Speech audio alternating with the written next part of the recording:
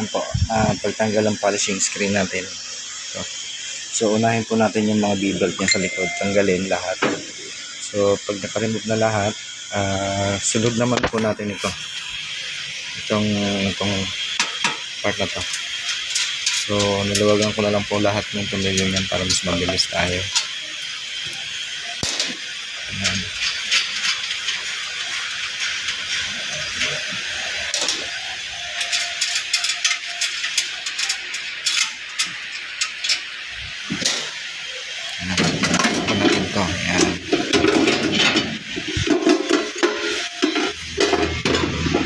So after nyo pa matanggal yon, sunod nyo naman po yung mga bolt nya rito. So natanggal ko na po yung kanina. Yan, mga bolt nya dyan. Second step nyo po gagawin nyo. Kabilaan po yan, yung bolt nyo sa base nya. So kailangan tanggalin nyo po yun. Tapos kung meron po kayong aling rings na ganito, yan, ganyan po yung tsura nyan. So itong aling rings po na to, ginagamit ito dito sa pulley. Ilalagay nyo po yan dyan para maluwagan nyo po. After nyo po maluwagan, pag matigas yung pulley, gagamit po kayo ng ganitong puller pang dismantle po ng pulley. So actually malambot lang ito, kaya pwede kong kamayin yan para matanggal yung pulley nya. Sunod naman po, doon naman tayo sa likod. Ayan. Ito naman po tatanggalin natin. So ito, 2 bolt. Ayan, niluwagan ko na lang po yan para mas mabilis po. Ayan. Tapos kunin lang po natin ito.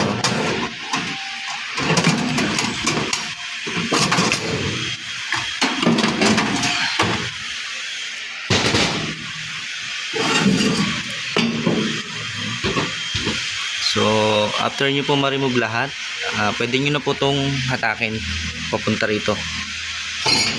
Ayan. Ito na po. Ito na po siya. Ayan. Okay. So yun na po yan. Sa pagtanggal naman po ng shafting, meron po ditong nakalagayan na clip. Ayun ma'am.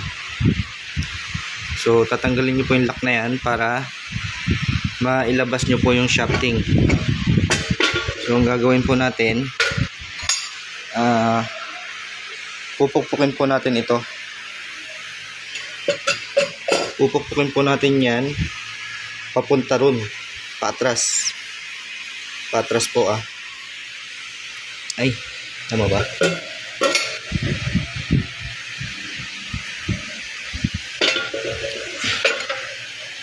Tama po, paatras.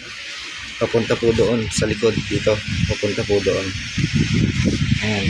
Pag ganun po ang pukpok niyan, dito po kayo pupukpok. Pag ganun po. Pero bago nyo pupukpukin, kailangan matanggal nyo po itong clip niya. Ayan, yung lock clip niya sa bearing.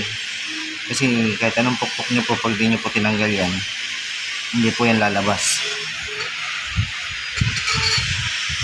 Yan. Pag after nyo po matanggal, pukpukin nyo po yan, papalabas doon.